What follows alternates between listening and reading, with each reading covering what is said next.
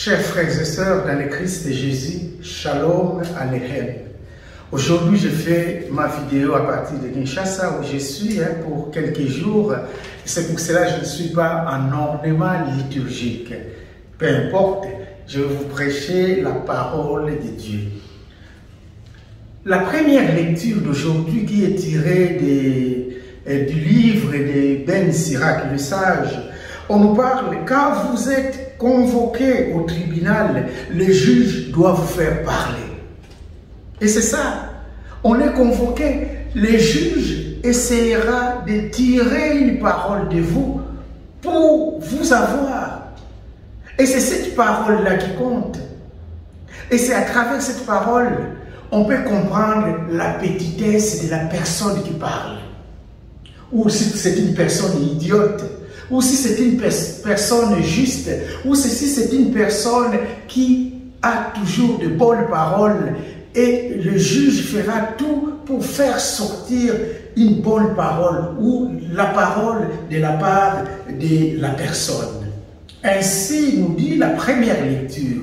Donc, une personne qui a de mauvaises paroles, une personne qui ne sait pas contrôler son langage, une personne qui ne sait pas se maîtriser, on peut la voir facilement à travers son langage, à travers son parler, on peut comprendre qui est la personne qui est devant nous, qui est cette personne qui parle.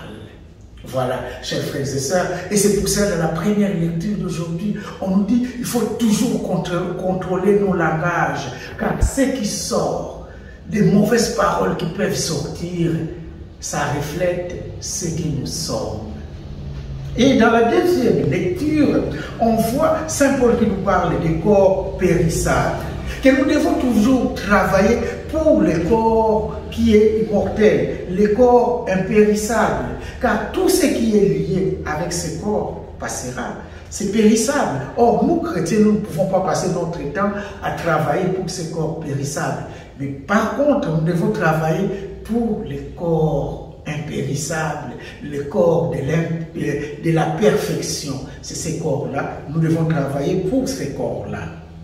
Et dans l'évangile d'aujourd'hui, chers frères et sœurs, on voit Saint Luc, le dimanche passé, qui nous disait d'aimer nos ennemis et d'aimer même de faire du bien à ceux qui nous haïssent.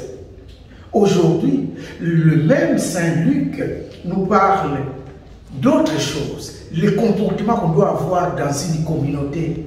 Comment vivre dans une communauté? Si le dimanche passé, nous attendions Jésus nous dire de ne pas juger, de ne pas condamner. Mais aujourd'hui, on nous pose quand même cette question.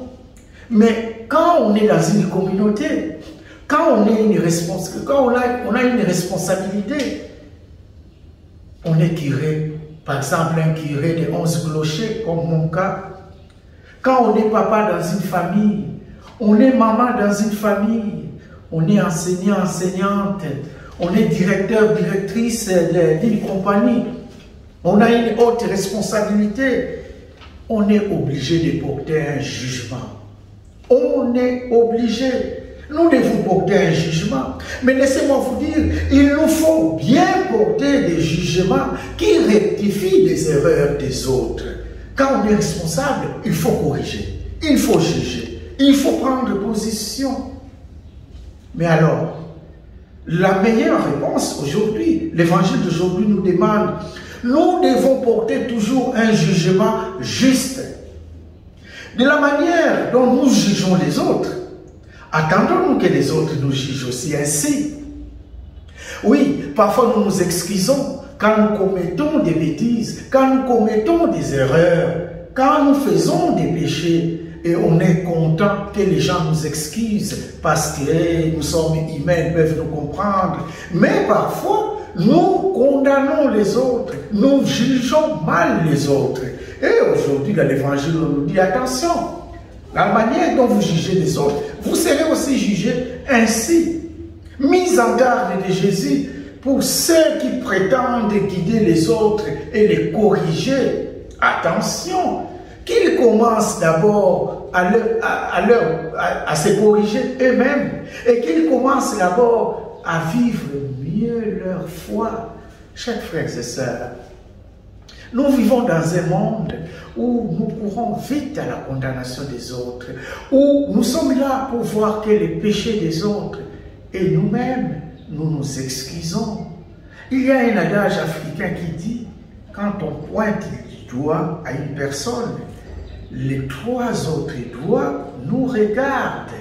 Et c'est vrai, tel que nous jugeons les autres, attendons que nous aussi nous soyons jugés ainsi. Mais si nous voulons juger les autres bien, et qu'attendons que nous aussi nous soyons bien jugés. Et voilà, chers frères et sœurs, dans l'évangile d'aujourd'hui, ce qu'on peut comprendre.